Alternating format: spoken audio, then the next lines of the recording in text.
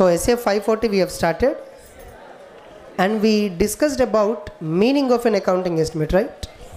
So accounting estimate is an approximation of a monetary amount in absence of precise means of measurement. The auditor has to ensure whether the accounting estimates are reasonable. Whether the accounting estimates are reasonable. What do you mean by accounting estimates are reasonable? The accounting estimate should reflect substance. Suppose if a machine can be used only for 8 years in reality, then the way it is depreciated should be around for 8 years. Like, and the number of years you are depreciating and the number of years that you are able to use the machine, if there is a difference, then that is not a reasonable estimate. So auditor has to check the accounting estimates that are adopted by management. Whatever the estimates the management is using, the auditor has to check those. So the estimates are two types. As per the standard, these estimates are of two kinds. One is management estimate. Management point estimate enter. Management point estimate or range. And one more thing, auditor's point estimate. Auditor's point estimate. One is management point estimate and the other one is auditor's point estimate. Management point estimate is the estimate used by management for recognition of an amount. Used by management for recognition of certain amount. Now, what is auditor point estimate? Management point estimate ante, it is used by management for recognition of amount in preparation of financials. Management financial statements prepare cheyadaniki edaina estimate vaadindi anukondi, then that estimate is called as what? Management point estimate. ఇప్పుడు management point estimate కరెక్టా కాదా decide చేయడానికి నువ్వు మళ్ళీ estimate ఒకటి calculate చేస్తావు. You recalculate the estimate. Why you are recalculating an estimate? To evaluate management point estimate. So it's an estimate. Auditor point estimate is an estimate calculated by auditor to evaluate reasonableness of management point estimate. It is an estimate calculated by auditor to evaluate reasonableness of management point estimate. So why auditor calculate accounting estimate? Auditor point estimate is calculated by auditor to evaluate management point estimate. Example, suppose let us assume a projector, and I have told you this example already. A projector example, the projector details were being given. Projector total life is, let us assume 5,000 hours. Yearly consumption is 5,000 hours, and the life of the projector as calculated by auditor is what? 5 years. But when I see management has chosen 10 years. What is the management point estimate? 10 years. They have chosen life of the asset as 10 years. When I calculate it, I arrived only 5 years. Now I am evaluating management estimate of 10 years is invalid. I'll go and request the management. First I'll discuss the issue with the management. When there is a difference between auditor point estimate, management point estimate, auditor has to discuss it with the management. Resolve which is correct. Obtain evidence with respect to whatever you are convincing ultimately. If you believe management estimate is absolutely wrong and management is not ready to modify it, then you give a modified opinion. Management ఏదైతే estimate calculate చేస్తుందో అది wrong అని కనిపించింది, and you strongly believe that is not at all a correct opinion, correct estimate, and financial statements misleading అనిపించాయి. You requested management to modify it, management is not ready to modify, then you give a modified opinion. Able to understand? And sometimes it is very difficult for us to estimate it. ఎప్పుడైతే మనం అసలు estimate చేయటమే కుదరదు అనుకోండి, that's called estimation uncertainty. What is it called as estimation uncertainty. అక్కడ నేను estimate చేసినా కూడా అది ఎంతవరకు అట్లీస్ట్ అప్రాక్సిమేట్కి దగ్గరగా ఉంటుందనేది వీఆర్ వెరీ డౌట్ఫుల్. దాన్ని ఎస్టిమేషన్ అన్సర్టనిటీ అంటాం. Getting it. సో దాని గురించే మనం వీటన్నిటి గురించి మనం ఇప్పుడు డిస్కస్ చేయబోతున్నాం. Got 3 terms mainly. What is an accounting estimate, what is management estimate, what is auditor estimate. How do you evaluate management estimate is correct or incorrect? మీరు ఎలా ఎవాల్యుయేట్ చేస్తారు? See the information taken by management. ఏ డేటాని base చేసుకొని వాళ్ళు estimate చేశారు.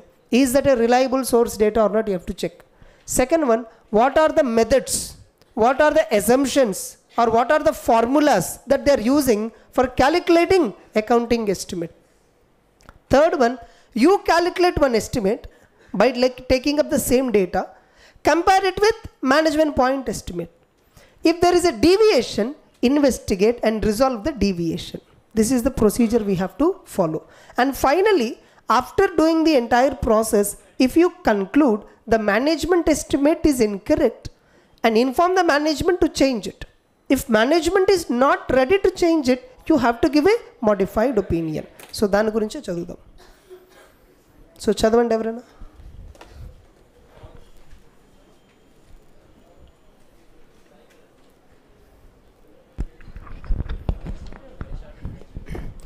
Definitions చదవమ్మా డైరెక్ట్గా. Rule నెంబరా 110. ఎవరమ్మా? త్వరగా రా.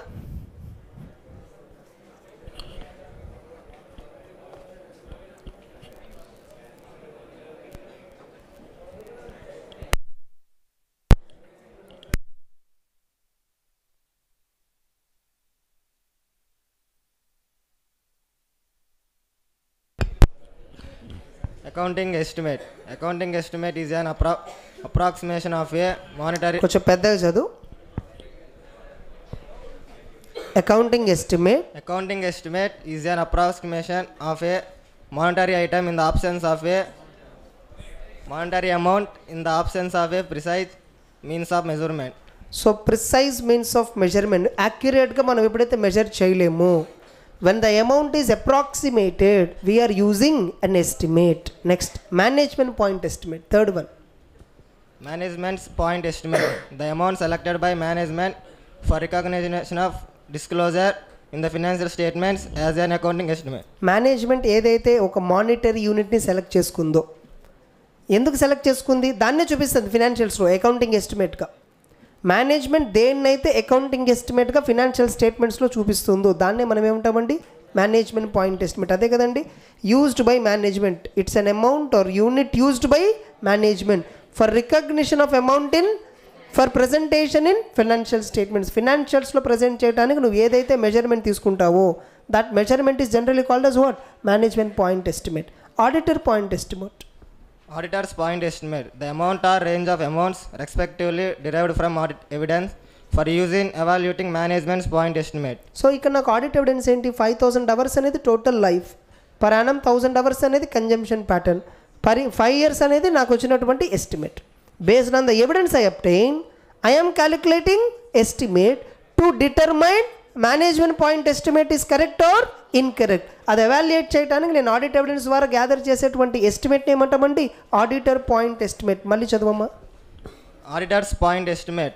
The amount or range of amounts respectively derived from audit evidence. So the amount or range of amounts respectively derived from evidence for use in evaluating management point estimate. మనం derive చేసేటువంటి evidence ఏదైతే ఉందో, estimate ఏదైతే ఉందో, management point ఎస్టిమేట్ని evaluate చేయడానికి కనుక మనం వాడితే దాన్ని ఏమని చెప్తాం? Auditor point estimate. Fifth one, management bias. Management bias. It is a lack of neutrality by management in the preparation and presentation of information. So ఏదైనా ఒక ఎస్టిమేట్ రీజనబుల్గా లేదనుకోండి, దాన్ని ఏమని చెప్తాం? Lack of neutrality. అది న్యూట్రల్గా లేదు, రీజనబుల్గా లేదు, బయాస్డ్గా ఉంది. బయాస్డ్గా ఉందంటే మీనింగ్ ఏంటి? మేనేజ్మెంట్ వాళ్ళకి ఎలా అయితే కావాలనుకున్నారో ఆ విధంగా ఎస్టిమేట్ వేసుకున్నారు, అంతేగాని ఏదైతే సూట్ అవుతుందో అది వేసుకోలేదన్నమాట. Whatever is suitable estimate that they are not choosing. Whatever is suitable for their requirement, వాళ్ళకి ఏ విధంగా అయితే ఫినాన్షియల్స్ కావాలనుకున్నారో దాని ప్రకారం చూస్ చేసుకున్నారు. అప్పుడు మేనేజ్మెంట్ బయాస్ అంటాం. దాన్ని ఏమంటాం? Management bias. That's it. ఇంతకీ ఒక ఎస్టిమేట్ వల్ల అల్టిమేట్ అవుట్కమ్ ఏంటి? It may be a transaction, or it may be a event, or it may be a disclosure. ఏదైనా అయి ఉండొచ్చు ఒక అవుట్కమ్ అనేది. ఇచ్చారు చూడండి. Next 6th one. Outcome of an accounting estimate. It is the actual monetary amount which results from the resolution of the underlying transactions, events or conditions addressed by the accounting estimate. Suppose life of asset. దాని యొక్క outcome ఏంటి? Depreciation. Provision for bad debts, ageing analysis అనేది ఒక estimate. Debtors outstanding for more than 1 year, debtors outstanding for more than 2 years, debtor outstanding for more than 3 years.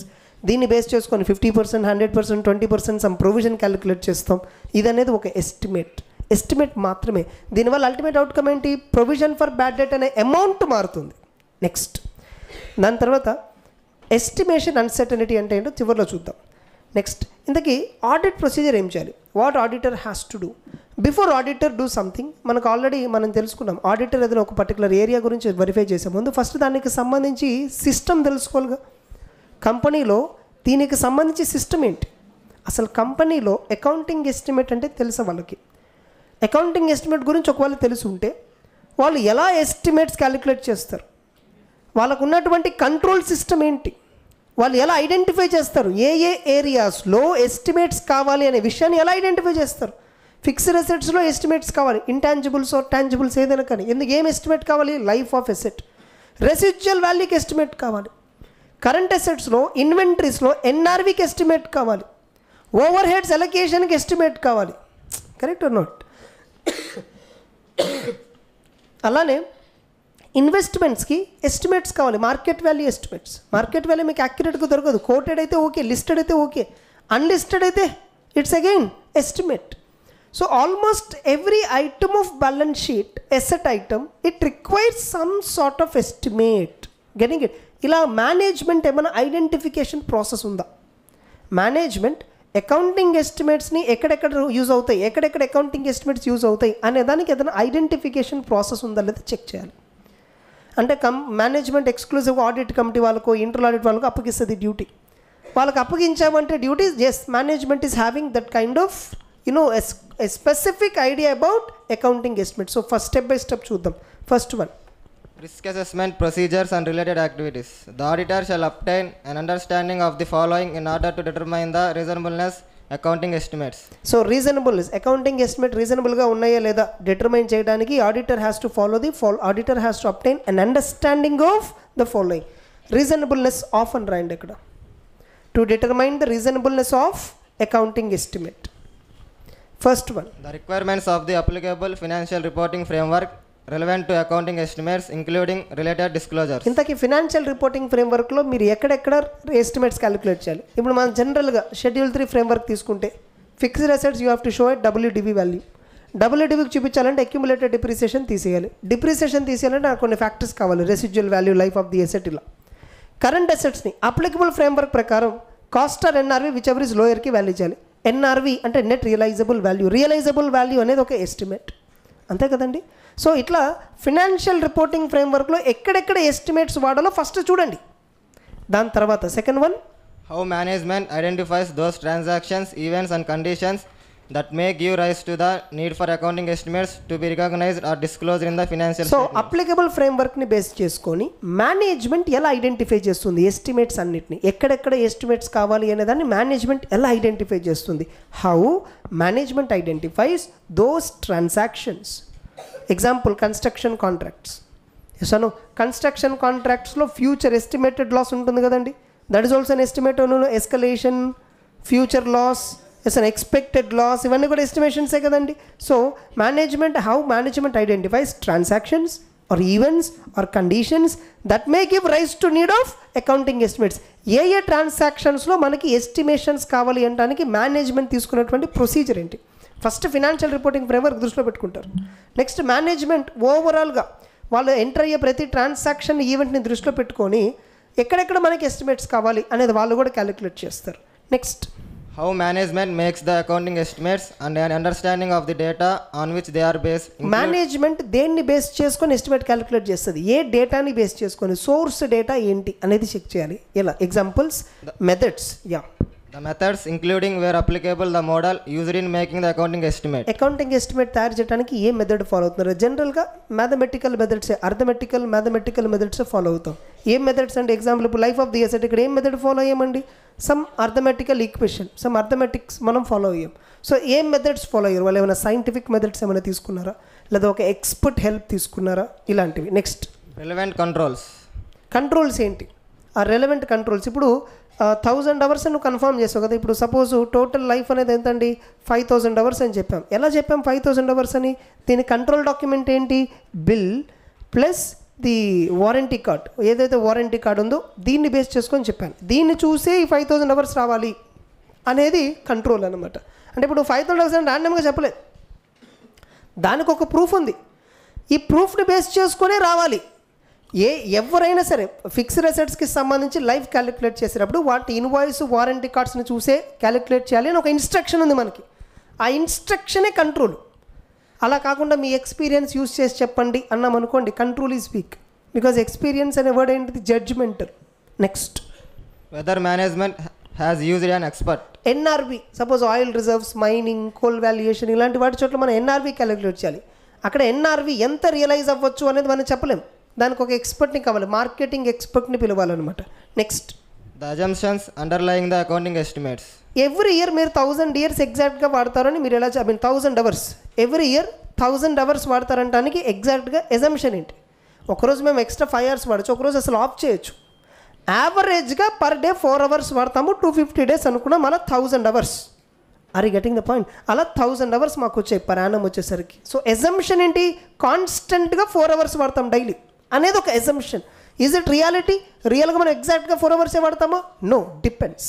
Next, audit procedure. ఇంతకీ accounting ఎస్టిమేట్స్ని audit చేయడానికి మనం వాడేటువంటి procedure ఏంటి? First risk assessment procedure అర్థం చేసుకోవాలి. అసలు accounting ఎస్టిమేట్స్కి సంబంధించి మేనేజ్మెంట్ తీసుకున్నటువంటి ప్రాసెస్ ఆఫ్ రిస్క్ అసెస్మెంట్ ఏంటి, మేనేజ్మెంట్ ఎలాంటి కంట్రోల్స్ తీసుకుంది, అది ఫస్ట్ మనం చూసాం.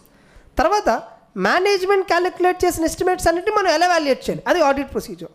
సో ఫస్ట్ మేనేజ్మెంట్ యొక్క సిస్టమ్, కంపెనీలో అకౌంటింగ్ ఎస్టిమేట్స్కి సంబంధించి what is the system that they are following. But I'm telling you, formally there won't be any system. ఎస్టిమేట్స్కి సంబంధించి రియల్ లైఫ్లో మాట్లాడుకోవాలి అనుకుంటే ఫార్మల్గా అయితే ఏ సిస్టమ్ ఉండదు. అర్థమైందా? ఇక్కడ ఏదో చెప్తారు కానీ వాళ్ళు రిస్క్ అసెస్మెంట్ ప్రొసీజర్ చేయమని. ఎస్టిమేట్స్కి సంబంధించి రిస్క్ అసెస్మెంట్ ప్రొసీజర్ చేయడం ఇంపాసిబుల్. మనమే ఫైనాన్షియల్ స్టేట్మెంట్, బ్యాలెన్స్ షీట్ అవన్నీ తీసుకొని ఎక్కడెక్కడైతే వాళ్ళు డేటా అమౌంట్ అరైవ్ అవ్వడానికి సమ్ డేటా కావాలి, ఎక్కడెక్కడైతే డేటా అజంప్షన్స్తో తెచ్చారో అవన్నీ ఎస్టిమేట్సే. సపోజ్ ఇప్పుడు డెటార్స్ ఉంది, అది ఎస్టిమేట్ కాదు, దట్స్ ఎ రియల్ ట్రాన్సాక్షన్. నేను నిజంగా 1,00,000 రూపాయలు గూడ్స్ ఏమైనా క్రెడిట్ మీద అతను 1,00,000 రూపాయలు ఇవ్వాలి, ఎస్టిమేట్ ఇక్కడ ఏమైనా కాదు, ప్రొవిజన్ ఎస్టిమేట్. సో నేనే బ్యాలెన్స్ షీట్ P&L చూసుకొని మొత్తం ఐడెంటిఫై చేసి ఎక్కడెక్కడ ఎస్టిమేట్స్ వచ్చాయో చూసి మేనేజ్మెంట్ని అడగాలి. ఎస్టిమేట్స్ అన్నిటికీ రీజన్స్, వాళ్ళు ఏదైతే ప్రొవిజన్ కానీ బ్యాడ్ డెట్స్ కానీ ఏదైతే వాళ్ళు చూపించారు, even bad debts is an estimate. Is a bad debt reality? No, it's an estimate. మనం ఎజంప్షన్ తీసుకుంటాం ఇంకా రాదని, బట్ వాటి దగ్గర ఫాలోఅప్ చేస్తూనే ఉంటాం. We still follow up. బుక్స్లో ట్రూ అండ్ ఫేర్ వ్యూ అనే కాన్సెప్ట్ కోసమే రైట్ ఆఫ్ చేస్తాం తప్ప bad debts is not really you know it's bad debts అని ఇంకా డేటా నీకు వదిలేసామని కాదు అర్థం. నువ్వు బయట కోర్టులో కేసేస్తావు, దాన్ని ఫాలోఅప్ చేస్తూనే ఉంటావు. సో ఎస్టిమేట్స్ అంటే ఏంటి? యాక్చువల్గా బ్యాలెన్స్ షీట్ P&L తీసుకొని లైన్ బై లైన్ ఎసెట్స్ అన్నీ చూసి, లైబిలిటీస్ అన్నీ చూసి, P&L ఐటమ్స్ అన్నీ చెక్ చేస్తే ఎక్కడైనా రియల్ డేటా కాకుండా ఎజంప్షన్స్ కానీ ఎస్టిమేట్స్ కానీ వాడారా అని మీరు ఒకసారి ఆలోచిస్తే మీకు తెలిసిపోతుంది. సపోజ్ ఇప్పుడు బ్యాలెన్స్ షీట్లో మనకు తెలిసినటువంటి ఎసెట్స్ ఏంటి? ఒకటి టాంజిబుల్ ఎసెట్స్, ఇంటాంజిబుల్ ఎసెట్స్. ఈ రెండు సమ్ అమౌంట్స్ వచ్చి ఉంటాయి. ఈ అమౌంట్స్ రావడానికి ఎట్లా అండి? ఒరిజినల్ కాస్ట్ మైనస్ డిప్రిసియేషన్, ఇలా నెట్ అమౌంట్ వచ్చిందనమాట. ఈ డిప్రిసియేషన్ అనేది ఎస్టిమేట్స్ బేస్డేగా. The depreciation is generally based on estimates. అలానే investments, quoted investments, unquoted investments. Unquoted అంటే అన్లిస్టెడ్, దీనికి మార్కెట్ వాల్యూ ఎలా క్యాలిక్యులేట్ చేశారు? It's based on estimate. అలానే ఇన్వెంటరీ, దీనికి ఎన్ఆర్వి అనేది estimate. Are you getting it? NRV అనేది ఒక ఎస్టిమేట్. ఇప్పుడు అలానే బ్యాంక్ బ్యాలెన్స్ ఉంది, దీంట్లో ఎలాంటి ఎస్టిమేట్ ఉండదు. బ్యాంక్ బ్యాలెన్స్లో ఎలాంటి ఎస్టిమేట్ ఉండదు. ఇంట్రెస్ట్ ఎలాంటి ఎస్టిమేట్ ఉండదు. ఎవరు అండర్స్టాండ్? డెటార్స్, నెక్స్ట్ వన్ వచ్చేసరికి డెటార్స్ ఎలా వచ్చిందంటే gross minus provision is equal to net debtors వచ్చింది. ప్రొవిజన్ అనేది ఎస్టిమేట్. ఇవన్నీ చెప్పండి, కంపెనీలో వీటన్నిటికి ఒక ఫార్మల్ సిస్టమ్ ఉంటుందా? కంట్రోల్ సిస్టమ్ ఏమైనా ఉంటుందా? నో. జనరల్గా రిస్క్ అసెస్మెంట్ చేయడానికి ఎలాంటి సిస్టము ఉండదు మనకి చూడటానికి వాస్తవంగా. ఆడిట్ ప్రొసీజర్ ఏదైతే డీ పాయింట్ ఉందో అది మనం రియల్గా చేసేది. బట్ రిస్క్ అసెస్మెంట్ అనేది మనం చేయం. వాస్తవంగా మనం ఆడిట్కి వెళ్ళినప్పుడు కూడా రిస్క్ అసెస్మెంట్ ఏం స్పెసిఫిక్గా చేయం. ఎందుకంటే ఏ కంపెనీలో కూడా ఎస్టిమేట్స్ కనుక్కోవడానికంటూ ఒక పర్టిక్యులర్ సిస్టమ్ అయితే డెవలప్ అయి ఉండదు.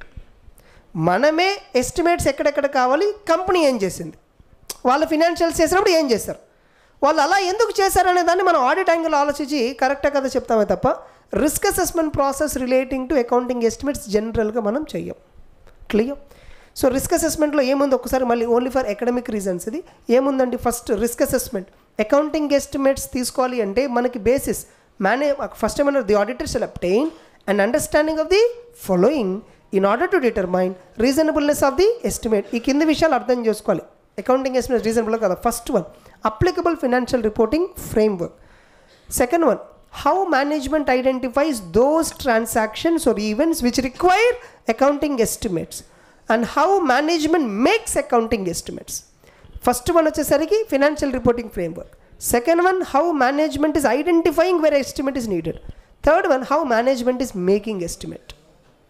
ఐడెంటిఫై చేసిన తర్వాత ఎస్టిమేట్ కావాలి పలానా ఏరియాలో అని ఐడెంటిఫై చేసిన తర్వాత దాన్ని ఎలా చేస్తున్నారు, ఎస్టిమేట్ని ఎలా చూజ్ చేసుకుంటున్నారు, ఏ మెథడ్స్ ఫాలో అవుతున్నారు, వాటికి ఉన్న కంట్రోల్స్ ఏంటి. అంటే కంట్రోల్ అంటే మీనింగ్ ఏంటి, ఎస్టిమేట్ ఎవరు పడితే వాళ్ళు డిసైడ్ చేయకూడదు, ఒక కాంపిటెంట్ అథారిటీ డిసైడ్ చేయాలి.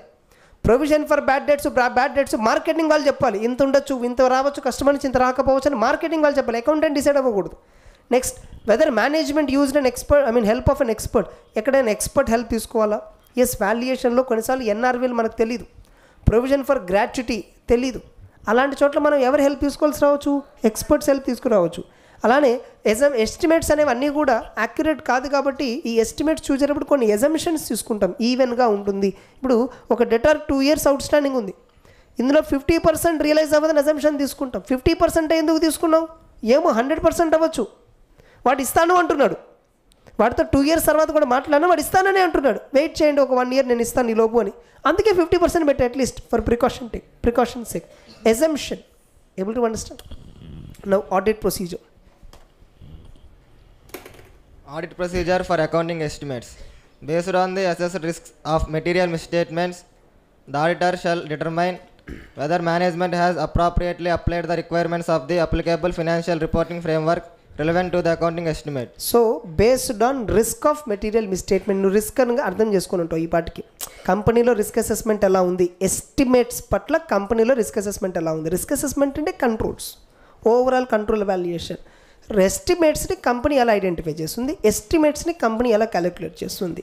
After analysing this now you have to evaluate management estimate. ఎవాల్యుయేషన్లో ఫస్ట్ స్టెప్ ఏంటి, whether management has properly applied requirement of applicable financial reporting framework relevant to accounting ఎస్టిమేట్కి ఏదైతే రెలవెంట్ ఫైనాన్షియల్ రిపోర్టింగ్ ఫ్రేమ్వర్క్ ఉందో ఒక estimate calculate చేయడానికి whether is it applied properly or not. ఇప్పుడే మనం discuss చేసాం టాంజిబుల్ అసెట్స్, ఇంటాంజిబుల్స్లో డిప్రిసియేషన్కి ఎస్టిమేట్ కావాలి. అది రెలవెంట్ ఫైనాన్షియల్ రిపోర్టింగ్ ఫ్రేమ్వర్క్లో అదే కదా రిక్వైర్మెంట్. డిప్రిసియేషన్ తీయాలి కదా మనం, డిప్రిసియేషన్ తీయాలి అంటే అక్కడ ఎస్టిమేట్ ఉండాలి. అలానే NRV, cost or NRV whichever is lower అన్నారు కాబట్టి ఎన్ఆర్వి క్యాలిక్యులేట్ చేయాలి as per applicable accounting estimate, as per applicable framework. ఇన్వెస్ట్మెంట్స్లో అన్లిస్టెడ్ షేర్స్కి సంబంధించి మార్కెట్ ప్రైస్ క్యాలిక్యులేట్ చేయాలి, that is also an estimate. అది కూడా ఎక్కడ చెప్పారు, so and so accounting standard 13లో చెప్పారు. Able to understand? So first auditor has to check whether management has properly applied relevant requirement of applicable framework which is related to accounting estimate. applicable framework లో ఎక్కడెక్కడైతే estimates calculate చేయాలని చెప్పారో వాటన్నిటికీ first management calculate చేసిందా లేదా.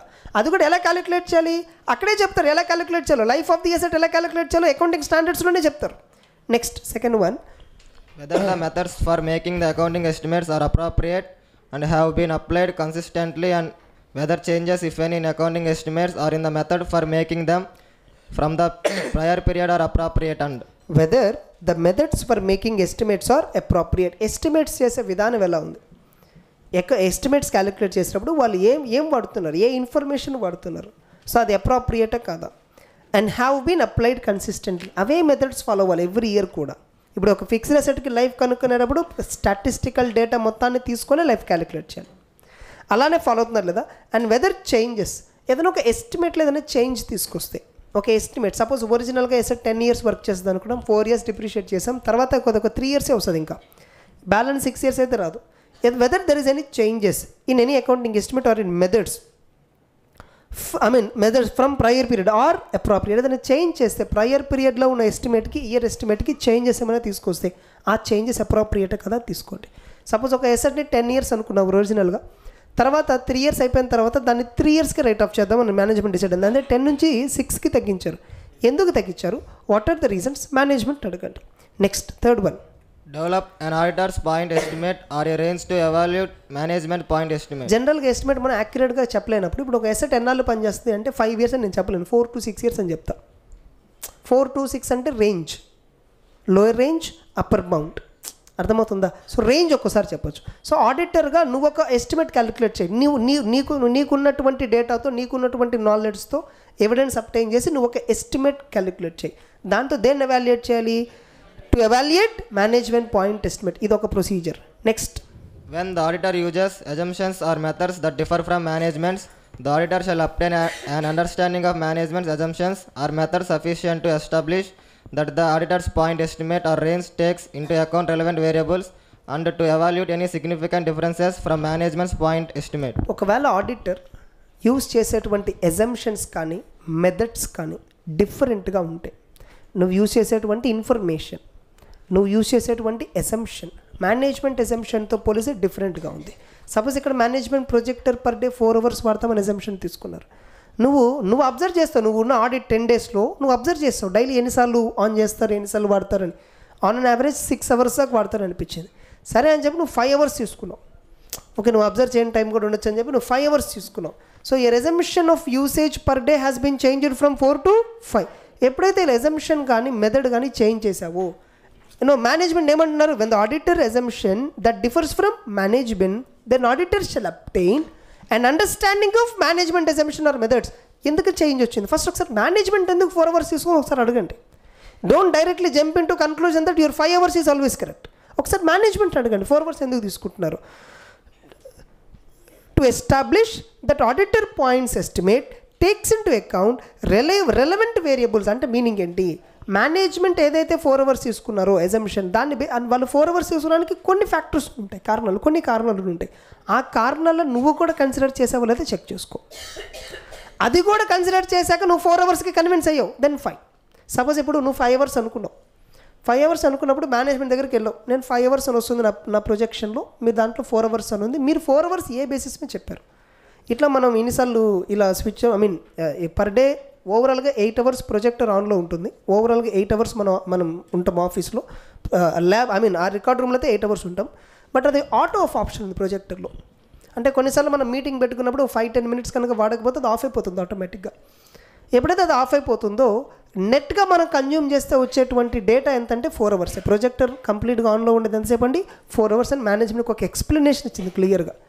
మీరు కూడా ఆ ఎక్స్ప్లెనేషన్కి కన్విన్స్ అయ్యారు. ఎర్లియర్ మీరు ఈ ఫ్యాక్టర్ని కన్సిడర్ చేయాలి, ఈ వేరియబుల్ని మీరు కన్సిడర్ చేయాలి. ఏ వేరియబుల్ అండి, ఆటో ఆఫ్ అనే వేరియబుల్ మీరు కన్సిడర్ చేయాలి.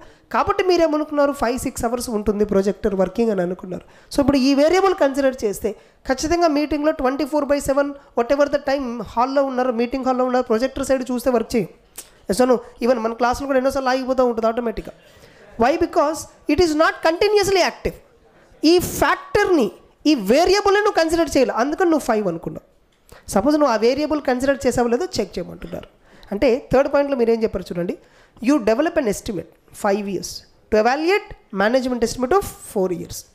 When your estimate 5 differs from 4 because it is differing, consider whether are you taking into account the management's factors. వాళ్ళు ఏవైనా వేరియబుల్స్ కానీ ఫ్యాక్టర్స్ కానీ తీసుకున్నారు వాళ్ళ ఎజంప్షన్లో భాగంగా. ఆ ఎజంప్షన్స్ అన్నీ, ఆ ఫ్యాక్టర్స్ అన్ని నువ్వు కూడా కన్సిడర్ చేసావో లేదా చెక్ చేసుకోవాలి. మళ్ళీ ఒకసారి చదువు అదే point, D point. When the auditor uses assumptions or methods that differ from management's, the auditor shall obtain an understanding of management's assumptions. So first the auditor shall obtain an understanding of management assumption sufficient to establish. ఎంత అర్థం చేసుకోవాలి, that the auditor estimate takes into account relevant variables and to evaluate any significant differences from management points estimate. Management ఏవైతే variables, ఏవైతే factors అని తీసుకున్నారో అవన్నీ కూడా నువ్వు పరిగణలోకి తీసుకొని నువ్వు ఎస్టిమేట్ క్యాలిక్యులేట్ చేసావు అనే కన్క్లూషన్ నువ్వు రావాలి. సో మేనేజ్మెంట్ ఏవైతే ఫ్యాక్టర్స్ తీసుకున్నావు అవన్నీ నువ్వు తీసుకున్నావు లేదా చెక్ చేయాలి. Next, ensure that the assumptions used by auditor to determine an estimate or range are reasonable and based on sufficient and appropriate audit evidence. నువ్వు ఫైనల్గా ఏదైతే ఎస్టిమేట్ క్యాలిక్యులేట్ చేసావో అది రీజనబుల్ కాదా తెలుసుకో. ఎలా రీజనబుల్ కాదా తెలుసుకుంటాం? It should have a proper proof. నీ దగ్గర ప్రూఫ్ ఉండాలి. నీది రీజనబుల్ అని చెప్పడానికి ప్రూఫ్ ఉండాలి. 5 అవర్స్ 4 అవర్స్ చెప్తున్నావు, నీ దగ్గర ప్రూఫ్ ఉండాలి. నెక్స్ట్ ఎఫ్ పాయింట్ చదువమ్మా. Disclosures related to accounting estimates. The auditor shall obtain sufficient appropriate evidence that the accounting estimates adopted are adequately presented and disclosed in financial statements. Further, if there is an estimation uncertainty, then the same shall also be disclosed as per applicable financial reporting framework. So auditor has to obtain sufficient appropriate evidence that the accounting estimates are properly disclosed as per applicable financial reporting framework. Me AS 10లో చూసుంటారు. ప్రతి ఎసెట్కి సంబంధించి life of the asset అనేది balance notes to అకౌంట్స్లో disclose చేయాలి. అది AS 10లో ఉన్నటువంటి requirement. మీరు కూడా ఆ AS 10కి సంబంధించి లైఫ్ ఆఫ్ ది ఎసెట్ అని ఎవాల్యుయేట్ చేశారు. అన్నీ కూడా రీజనబుల్ అని అనిపించింది. సీ దట్ నోట్స్ టు అకౌంట్స్లో అవన్నీ డిస్క్లోజ్ చేశారో చెక్ చేయండి. So you should obtain sufficient appropriate evidence that the accounting estimates are adequately presented and disclosed in financials. Further, if there is estimation uncertainty, దాని గురించి మళ్ళీ discuss చేద్దాం. Estimation uncertain గురించి మళ్ళీ డిస్కస్ చేద్దాం. Finally obtain return representation. Management నుంచి రాతపూర్వకంగా ఒక రిప్రజెంటేషన్ తీసుకోండి. ఏమని తీసుకోవాలి? ఎస్టిమేట్స్ వాళ్ళు ఏవైతే క్యాలిక్యులేట్ చేస్తారో వీలైనన్ని ఎస్టిమేట్స్ అన్నీ కూడా రీజనబుల్గానే based on logic they calculated. No estimate has been calculated without a bias. అర్థమైంది? అన్బయాస్డ్గా ఏ ఎస్టిమేట్ లేదు, అన్నీ కూడా రీజనబుల్గానే మేము చేసామని చెప్పి మీరు కూడా ఒక సర్టిఫికేట్ తీసుకోండి మేనేజ్మెంట్ నుంచి.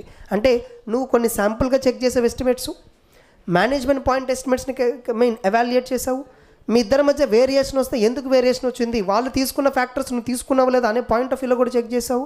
ఫైనల్గా నీ ఎస్టిమేట్ రీజనబుల్ కాదని చెప్పినా నువ్వు ప్రూఫ్ కూడా గ్యాదర్ చేసావు. Then you have check that whether estimates have been properly disclosed or not. ఇదంతా అయిపోయిన తర్వాత మిగతా ఇంకా కొన్ని ఎస్టిమేట్స్ ఉన్నాయి, నువ్వు చెక్ చేయలే, అవన్నీ రీజనబులే, వాటిలో కూడా ఎలాంటి మిస్టేక్స్ జరగలేదు అని చెప్పి మేనేజ్మెంట్ నుంచి స్పెసిఫిక్గా ఒక రిప్రజెంటేషన్ లెటర్ తీసుకోండి. Able to understand? స్టార్టింగే రిప్రజెంటేషన్ లెటర్ తీసుకొని వదిలేసి ఎస్టిమేట్స్ చెక్ చేయకుండా no, because representation letter will not act as a main evidence. నువ్వు కొంత వర్క్ చేసి ఆ వర్క్కి దానికి సపోర్ట్గా నువ్వు రిప్రజెంటేషన్ తీసుకుంటే దానికి వ్యాలిడిటీ ఉంటుంది. కానీ representation on its own will not have any type of validity. That's it. ఒక్కసారి చదవండి అమ్మదంతా. See, this standard I'm telling you bit advanced in terms of ఇప్పటివరకు మనం చదివిన స్టాండర్డ్స్ అన్నింటిలో కూడా టెర్మినాలజీ వైజ్ చూస్తే very advanced standard. So you must be very careful. So please go through, చదవండి ఒకసారి స్టాండర్డ్ మొత్తం.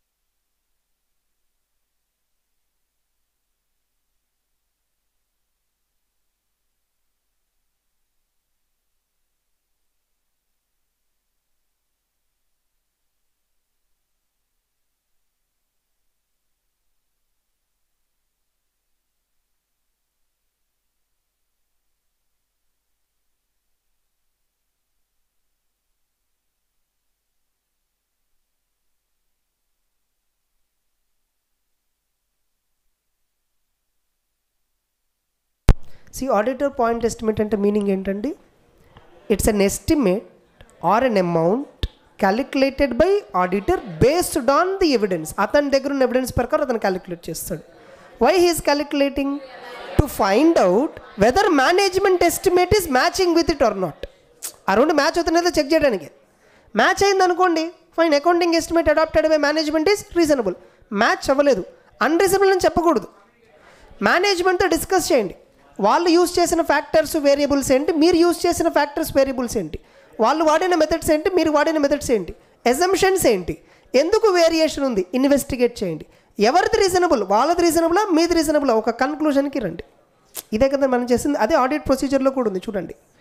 వాళ్ళు ఫినాన్షియల్ రిపోర్టింగ్ ఫ్రేమ్వర్క్ ప్రకారం క్యాలిక్యులేట్ చేశారు లేదా చెక్ చేయాలి. ఫస్ట్ పాయింట్, వాళ్ళు ఏ ఎజంప్షన్స్ తీసుకున్నారు, ఏమైనా ఒకవేళ ఎస్టిమేట్స్లో చేంజెస్ వస్తే ఏ కారణాల వల్ల చేంజెస్ వస్తాయి చెక్ చేయాలి. నువ్వు ఒక ఎస్టిమేట్ డెవలప్ చేసి వాళ్ళది కరెక్ట్ కదా ఎవాల్యుయేట్ చేయి. డిఫరెన్స్ ఉంటే వాళ్ళు తీసుకున్న ఫ్యాక్టర్స్ ఏంటి, నువ్వు తీసుకున్న ఫ్యాక్టర్స్ ఏంటి, వాళ్ళు తీసుకున్న ఎజంప్షన్స్ ఏంటి, నువ్వు తీసుకున్న ఎజంప్షన్స్ ఏంటి, వాటి మధ్య వేరియేషన్ ఉంటే ఎందుకు ఆ వేరియేషన్ ఉంది ఇన్వెస్టిగేట్ చేయండి. Finally if you feel your assumption is reasonable, నువ్వు తీసుకున్న ఎజంప్షన్ లేదా నువ్వు తీసుకున్న ఎస్టిమేట్ రీజనబుల్ అనాలి అంటే నీ దగ్గర ప్రూఫ్ ఉండాలి. అర్థమవుతుందా?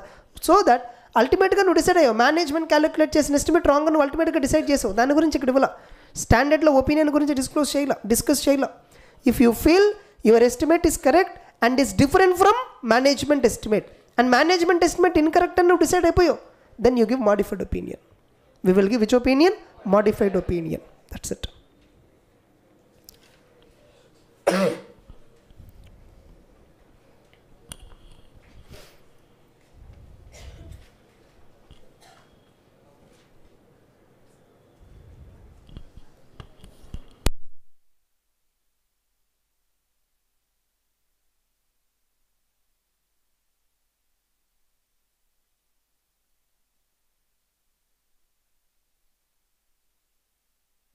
So what is outcome of an accounting estimate? Suppose outcome of an accounting estimate అంటే మీనింగ్ ఏంటండి, సపోజ్ ఇప్పుడు నేను ప్రొజెక్టర్ లైఫ్ అనుకున్నాను. ప్రొజెక్టర్ లైఫ్ ఎంత అని అనుకున్నామండి, 4 years అనుకున్నాం. ప్రొజెక్టర్ టోటల్ కాస్ట్ తీసుకుంటే 10 lakhs ఉంది, divided by 4 years 2.5 lakh is depreciation. This is the outcome. What is this? ఒక ఎస్టిమేట్ వల్ల మనకు వచ్చే అవుట్కమ్ ఏంటి? It may be a disclosure or it may be amount which is to be presented in financials. That's an outcome of an estimate. Okay, estimate వల్ల వచ్చేటండి consequence. Outcome అంటే ఏంటండి? Consequence. Why do we calculate estimate? To recognise in balance sheet, P&L. ఒక accounting ఎస్టిమేట్తో మనకు పని ఏంటండి అసలు? Accounting estimate అంటే మీనింగ్ ఏంటి? First will understand accounting estimate versus accounting policy.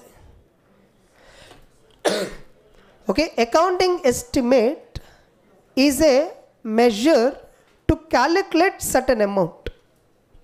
Depreciation calculate చేయడానికి నాకు కొంత ఇన్ఫర్మేషన్ కావాలి.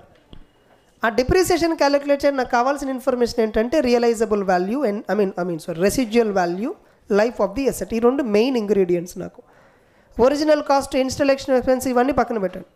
ఈ రెండు మెయిన్ ఇంగ్రీడియంట్స్. ఈ రెండు కూడా ఎస్టిమేట్సే. లైఫ్ ఎన్ని సంవత్సరాలు పనిచేస్తుంది, అన్ని సంవత్సరాలు పనిచేసిన తర్వాత దాని రీసేల్ వాల్యూ ఎంత ఉండొచ్చు, దాన్నే కదా రెసిడ్యువల్ వాల్యూ అంటాం. Residual value is nothing but resale value. So ఆ రెండు అనేది ఎస్టిమేట్సే. ఆ రెండింటిని యూజ్ చేసుకొని కనుక్కుంటాం. ఇప్పుడు ఏ మెథడ్ యూజ్ చేసి డిప్రిషియేట్ చేయాలి? Method. What is it called as? Method. SLMలో డిప్రిషియేట్ చేయాలా, WDV డిప్రిషియేట్ చేయాలా, ఏ మెథడ్ వాడి డిప్రిషియేట్ చేయాలి అనేది policy. It's a policy matter. ఎలా అకౌంట్ చేయాలి, ఎంత అకౌంట్ చేయాలి, రెండింటికి చాలా తేడా అవుతుంది. ఎలా అకౌంట్ చేయాలి అనేది policy. How much to account అనేది depending on estimate. Getting it? So it's a policy matter. అలానే ఇప్పుడు ఇన్వెంటరీ వాల్యుయేషన్లో కాస్ట్ ఆర్ NRV. NRV అనేది estimate. What is it? Estimate. Cost is depending on policy. Suppose if you follow weighted average you get different cost, FIFO you get different cost, LIFO you get different cost. Cost అనేది మారిపోతూ ఉంటుందిగా. ఇది cost అనేది policy base చేసుకొని, NRV అనేది ఒక estimate. Getting the point? So outcome ఏంటి? Estimate యొక్క అవుట్కమ్ ఏంటి? సమ్ వాల్యూ, సమ్ అమౌంట్ వస్తుంది అల్టిమేట్లీ. ఒక ఎస్టిమేట్ యొక్క అవుట్కమ్ ఏంటంటే అల్టిమేట్లీ జనరలీ ఒక అమౌంట్ అయి ఉంటుంది అంతే. కంటింజెంట్ లైబిలిటీ డిస్క్లోజర్, కంటింజెంటా రియల్ అనేది కూడా ఒక estimate based on some information. Are you getting the point? Based on some information it is also an estimate. But కానీ అది డిస్క్లోజర్కి సంబంధించింది కాబట్టి మనం ఎస్టిమేట్ అనే వర్డ్ వాడము. అక్కడ డిస్క్లోజర్కి సంబంధించింది కాబట్టి మనం దానికి జనరల్గా ఎస్టిమేట్ అనే వర్డ్ వాడడం. ఇప్పుడు మీరు ఇక్కడ చూడండి, అకౌంటింగ్ ఎస్టిమేట్ డెఫినేషన్ మళ్ళీ మీరు అబ్జర్వ్ చేస్తే it is an approximation of A monetary amount అంటారు. ఇక్కడ అమౌంట్ అని వాడతారు. అమౌంట్ అంటే అర్థం అక్కడ కేవలం మనం అనుకునే బ్యాలెన్స్ షీట్ ఎసెట్ సైడ్ వచ్చే వాల్యూ అని కాదు. It may be unit also. అది monetary amount includes what? Unit also. Unit అంటే ఏంటి? ఇయర్స్. నెంబర్ ఆఫ్ ఇయర్స్ అనేది ఒక unit. Percentage unit. NRV amount. Provision for bad debts amount. Are you getting it? Warranty provision percentage అయితే unit, amount అయితే మనీలో express చేస్తే amount. అది percentage అయినా మనీలో ఎక్స్ప్రెస్ చేసిన అల్టిమేట్ అవుట్కమ్ ఏంటి? అమౌంటే. Are you getting it? అందుకని వాళ్ళ అల్టిమేట్ అవుట్కమ్ గురించే మాట్లాడారు. It is an approximation of monetary amount అని అన్నారు. డైరెక్ట్గా అవుట్కమ్ అదే. ఒక ఎస్టిమేట్ యొక్క అల్టిమేట్ అవుట్కమ్ అమౌంటే. కాబట్టి నువ్వు అమౌంట్ని ఒక అప్రాక్సిమేషన్ తీసుకుంటున్నావు. ఒక పర్టికులర్ అమౌంట్ ఎక్కడైతే ప్రిసైజ్గా లేదో, ఎక్కడైతే నువ్వు ఆ అమౌంట్ని యాక్యురేట్గా మెజర్ చేయలేవో అక్కడ నువ్వు ఎస్టిమేట్ వాడుతున్నావు. ఆ అమౌంట్ని మెజర్ చేయడానికి నువ్వు ఎస్టిమేట్ వాడుతున్నావు. డిప్రిసియేషన్ యాక్యురేట్గా నువ్వు మెజర్ చేయలేవు 100% పక్కాగా, అక్కడ నీకు ఎస్టిమేట్ కావాలి. ప్రొవిజన్ ఫర్ బ్యాడ్ డెట్స్ ఎగ్జాక్ట్గా నువ్వు ఐడెంటిఫై చేయలేవు కాబట్టి నీకు అక్కడ ఎస్టిమేట్ కావాలి. So accounting estimate is an approximation of an amount in the absence of precise means of measurement. ఈ ఎస్టిమేట్ యొక్క అవుట్కమ్ ఏంటి? ఆల్వేస్ చూడండి ఇక్కడ it is a actual monetary amount. Outcome ఏమన్నారండి? It is the actual monetary amount which results from resolution of underlying transaction. Resolution కదండి? Yeah. It is the actual monetary amount which arises from resolution of underlying transaction event condition addressed by accounting estimate. ఇక్కడ accounting estimate అనేది NRV some address చేస్తుంది, some value realisable అని address చేస్తుంది. దీని యొక్క ultimate result ఏంటి? ఇది తక్కువ ఉందనుకోండి, ఎన్ఆర్వి అకౌంటింగ్ ఎస్టిమేట్ యొక్క అవుట్కమ్. సపోజ్ ఇది ఎక్కువ ఉంది నిజంగా, అప్పుడు ఆ ఎస్టిమేట్కి అవుట్కమ్ లేదు. వై? బికాజ్ ఆ ఎస్టిమేట్ మనం వాడట్లేదు. బట్ ఎస్టిమేట్ అనేది ఇండైరెక్ట్గా యూజ్ చేస్తున్నాం క్యాలిక్యులేట్ చేయడానికి. Able to understand? Outcome of an estimate అంటే ఒక ఎస్టిమేట్ వల్ల అల్టిమేట్ అవుట్కమ్ ఏం రావచ్చు? అది ట్రాన్సాక్షన్లో అపియర్ అవ్వచ్చు, లేదా ఈవెంట్ రూపంలో అపియర్ అవ్వచ్చు, లేదా it may be A situation disclosure రూపంలో అపియర్ అవ్వచ్చు. నువ్వు ఒక లైబిలిటీ రియల్ లైబిలిటీ కాదు, కేసులో పెండింగ్ ఉంది, కంటింజెంట్ అంటున్నావు, డిస్క్లోజర్ ద్వారా వస్తుంది అనమాట అక్కడ estimate. It is also type of estimate because you're unable to measure it precisely. నువ్వు అక్కడ ఎంత లైబిలిటీ అనేది నువ్వు ఎగ్జాక్ట్గా చెప్పలేకపోతున్నావు. సో ప్రొవిజన్ క్యాలిక్యులేట్ చేస్తావు లేదా కంటింజెంట్గా చూపిస్తావు. Able to understand? So accounting estimate యొక్క అవుట్కమ్ ఏంటి? Actual monetary amount. అల్టిమేట్గా అమౌంటే. ఫినాన్షియల్ స్టేట్మెంట్స్లో ఎంతో అంత అమౌంట్ ఇన్ఫ్లుయెన్స్ అవుతుంది అల్టిమేట్గా ఎస్టిమేట్ వల్ల. That's an accounting estimate outcome. That's it. So దాని తర్వాత ఎస్టిమేషన్ అన్సర్టనిటీ. ఒకసారి చూడండి. This is the complicated thing. Standard it self is complicated. అందులో మోస్ట్ కాంప్లికేటెడ్ ఎస్టిమేషన్ అన్సర్టనిటీ. దీనికి ఎగ్జాంపుల్ కూడా దొరకదు, అదే ప్రాబ్లం. రియల్ లైఫ్లో ఏమైనా సింక్ చేద్దామంటే అది కూడా దొరకదు అనమాట. అకౌంటింగ్ ఎస్టిమేట్ అంటే మీనింగ్ ఏంటి? ఎస్టిమేషన్ అన్సర్టనిటీ అంటే మీనింగ్ ఏంటి? పేరులో ఉంది estimation uncertainty. We're unable to certainly estimate it. We're unable to certainly estimate it. సర్టెన్గా దాన్ని ఎస్టిమేట్ చేయలేకపోతున్నా. సర్టెన్గా అంటే ఏంటి? సి అప్రాక్సిమేషన్ అంటే మీనింగ్ ఏంటంటే దగ్గరగా ఉంటే. ఇప్పుడు 100కి 950 అప్రాక్సిమేషన్, 850 అప్రాక్సిమేషన్ కాదు. అర్థమైందా? Sorry 1000కి okay. 1000 రూపీస్కి 950 అప్రాక్సిమేషన్, 970, 980 ఇవన్నీ కూడా అప్రాక్సిమేషన్. 800, 850 అనేది not a approximation. Estimation uncertainty అంటే మీనింగ్ ఏంటి? సపోజ్ ఇప్పుడు నా దగ్గర డెటార్స్ ఉన్నారు. ఏజింగ్ అనాలిసిస్ అనే టెక్నిక్ వాడి చెప్తాను. ఏజింగ్ అనాలిసిస్, నా దగ్గర టోటల్ 10 crore డెటార్స్ ఉన్నారు. Example 10 crores worth of amount రావాలి కస్టమర్స్ నుంచి. వీళ్ళని నేను డివైడ్ చేశాను, ఎప్పటి నుంచి రావాలి అనే దాన్ని బేస్ చేసుకొని డివైడ్ చేశాను. ఈ 10 crores 1 crore is not a due, అంటే ఇంకా డ్యూ డేట్ రాలే వాళ్ళకి, వాళ్ళు ఇవ్వాలి. సో ఇప్పుడు దీని గురించి నాకు వరీ లేదు. ఇంకొక 2 crores వచ్చేసరికి due for more than 30 days but less than 60 days. ఇంకొక 2 crores వచ్చి due for more than 60 days but less than 180 days. And ఇంకొక 2 crores వచ్చేసరికి more than 180 days but less than 2 years. Balancing figure ఎంత అండి? 6, 7, 3 crores which are outstanding for more more than 2 years. ఇట్లా నాకు ఇలా నేను నా దగ్గర ఉన్నటువంటి డెటార్స్ని డివైడ్ చేశాను. ఇప్పుడు వీళ్ళందరినీ నేను ఫాలోఅప్ చేస్తున్నాను, అందరు ఇస్తామని అంటున్నారు. కానీ ఎక్కడో నాకు రాదని, ఎక్కడో చిన్న భయం, ఖచ్చితంగా రాదని. అది ఎక్కడి నుంచి రావని చెప్పలేము. ఇప్పుడు ఎగ్జాక్ట్గా 2 years దాటింది, అది రాదని చెప్పగలేము ఎగ్జాక్ట్గా. పోనీ ఇది ఇంకా డ్యూ డేట్ రాలేదు, ఇది వస్తుందని చెప్పగలం ఎగ్జాక్ట్గా? లేదు. ఇప్పుడు నా దగ్గర ఉన్నటువంటి డౌట్ని ఇప్పుడు దీన్ని ఏమంటాం తెలుసా? Estimation uncertainty. ఈ సిచ్యువేషన్ని ఎస్టిమేషన్ అన్సర్టెనిటీ అంటాం. ఎస్టిమేషన్ అన్సర్టెనిటీ ఉన్నప్పుడు డెటార్స్ లాంటి ఏరియాలో ఎస్టిమేషన్ అన్సర్టెనిటీ అనేది ఎక్కువగా ఉంటుంది. వాడు ఇస్తాడా ఇవ్వడా అనే అన్సర్టెనిటీ ఎక్కువగా ఉంటుంది జనరల్గా. నాకు జనరల్గా డ్యూ డేట్ రాలేదు కాబట్టి ఇస్తాడనే అజంప్షన్తో ఉంటాం. But reality, ground reality we're uncertain. వాడు ఇస్తాడో చెప్పలేం, అలానే వీడు ఇవ్వడు అని చెప్పలేం, వీడు గ్యారెంటీకి ఇస్తాడు అని చెప్పలేం. Both are there. Getting the point. ఒకప్పుడు వీడు కూడా నాట్ ఏ డ్యూ లిస్ట్లోనే ఉన్నాడు ఫస్ట్.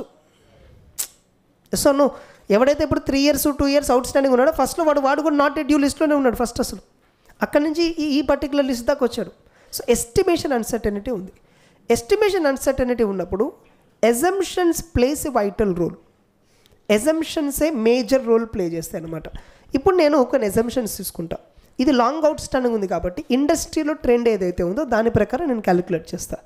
ఇండస్ట్రీలో 2 years దాటితే మా ఇండస్ట్రీ మొత్తంలో ఏం చేస్తున్నారంటే రైట్ ఆఫ్ చేసేస్తున్నారు, అసలు లెక్క చేయట్లేదు దాన్ని. 2 years దాటి రావాల్సి వస్తే example they are being writing off. 2 years లోపు ఉంటే ఇండస్ట్రీలో 50% రైట్ ఆఫ్ చేస్తారు, 50% ఉంచుతారు. 50% ప్రొవిజన్ అంటే రైట్ ఆఫ్ చేయరు, ప్రొవిజన్ పెడతారు. రైట్ ఆఫ్ అంటే అసలు ఆ కస్టమర్ అకౌంట్ డిలీట్ చేసేస్తారు. బుక్స్ ఆఫ్ అకౌంట్స్లో కస్టమర్ అకౌంట్ డిలీట్ చేసేస్తారు. అఫ్కోర్స్ వాడితో కేసు అయితే కంటిన్యూ అయింది, ఫాలోఅప్ అయితే జరుగుతూ ఉంటుంది, కానీ బ్యాడ్ డెట్స్గా ట్రీట్ చేసేస్తాం. 2 years లోపు ఉంటే 50% ప్రొవిజన్ మెయింటైన్ చేయమంటారు. 50% కన్సర్వేటివ్గా, అది వస్తుందో తర్వాత చెప్పలేం. సో 50% మెయింటైన్ చేయి. 180 days లోపు ఉంటే సమ్ 10% మెయింటైన్ చేయమన్నారు, ఇదైతే 5% మెయింటైన్ చేయమన్నారు, దీనికి అసలు 0 ప్రొవిజన్. ఇట్లా మెయింటైన్ చేయమని చెప్పారు. అండ్ ఓకే, నా దగ్గర ఉన్న ఎస్టిమేషన్ అన్సర్టెనిటీ ఉంది కాబట్టి ఇండస్ట్రీలో ఏదైతే చెప్పారో దాన్ని బేస్ చేసుకొని నేను మెయింటైన్ చేస్తున్నాను. ఈ కాన్సెప్ట్ని ఏమంటామంటే ఎస్టిమేషన్ అన్సర్టెనిటీ. ఇప్పుడు ఇక్కడ చదవండి, estimation uncertainty. It is susceptibility of an accounting estimate. Now tell me 5%, 10%, 50 ఏదైతే బ్యాడ్ డెట్స్కి రేట్ ఆఫ్ చేసామో is that estimate highly accurate? No. So it is a susceptibility of an estimate. ఈ estimates నాకు doubtful. Okay. And related disclosure to an inherent lack of precision. వాడే చెప్పేశాడు estimation uncertainty. వీటన్నిటికీ కూడా ఏదైనా 100% precision ఉందా? Am I having a precise rule for this? No. Lack of precision. Getting the point? You know, it is susceptibility of an accounting estimate to a lack of precision of measurement. వీటిని ఇప్పుడు 5, 10, 50గా measure చేశాను. ఇవన్నీ కూడా ప్రిసైజ్గా measure చేశానా? Past experience ఏమైనా ఉందా క్లియర్గా? లేదు. ఇండస్ట్రీలో అందరూ ఏం చేస్తున్నారు అదే చేస్తున్నాం మనం కూడా. So precise means of measurement అనేది లేదనమాట. సో ఈ ఎస్టిమేట్స్ అనేవి జనరల్గా uncertain, they are not certain. ఇప్పుడు ఈ 2 years, ఈ 2 crores 50% మనం ప్రొవిజన్ పెట్టామంటే అర్థం 50% రాదని కాదు, కన్జర్వేటివ్గా మనం పెట్టాం అంతే. Because of uncertainty factor we made a provision. అలానే ఈ 2 crores 60 days లోపు రావాల్సిన దాంట్లో 5% పెట్టాం. అది కూడా ఏంటంటే అక్కడ రాదని కాదు, as a conservative factor we made a provision. As a policy మ్యాటర్గా మనం ప్రొవిజన్ పెట్టాం. So we're uncertain. ఆ 2 crores వస్తుంది రాదనేది uncertain. We're highly able to understand. ఆ 5% అనేది కూడా అసలు కంప్లీట్గా రికవర్ అవ్వచ్చు, లేదా అసలు రికవర్ అవ్వకపోవచ్చు. సో అన్సర్టనిటీ అంటారు. ఈ ఎస్టిమేషన్ అన్సర్టనిటీని ఇన్ఫ్లుయెన్స్ చేసే ఫ్యాక్టర్స్ చాలా ఉన్నాయి. ఎస్టిమేషన్ అన్సర్టనిటీ అనేది, ఎస్టిమేషన్ అన్సర్టన్ అని చెప్పడానికి కొన్ని ఫ్యాక్టర్స్ ఉంటాయి. ఏంటి ఆ ఫ్యాక్టర్స్? ఇక పలానా ఏరియాస్లో నీకు సర్టనిటీ లేదు, ఎస్టిమేట్ చేయడానికి సర్టనిటీ లేదు అని చెప్పడానికి కొన్ని సిమ్టమ్స్ ఉంటాయి అన్నమాట. వాట్ ఆర్ దోస్ సిమ్టమ్స్ అనేదానికి ఈ point. Factors effecting estimation uncertainty. So దీని గురించి మనం రేపటి క్లాస్లో డిస్కస్ చేద్దాం. Getting it? ఇది ఇలా గుర్తుపెట్టుకోండి. ఎగ్జాంపుల్, రేపటి క్లాస్లో మళ్ళీ అకౌంటింగ్ ఎస్టిమేట్స్ మొత్తం మీకు మళ్ళీ ఒకసారి రివైజ్ చేసి then will go into this estimation uncertainty. By.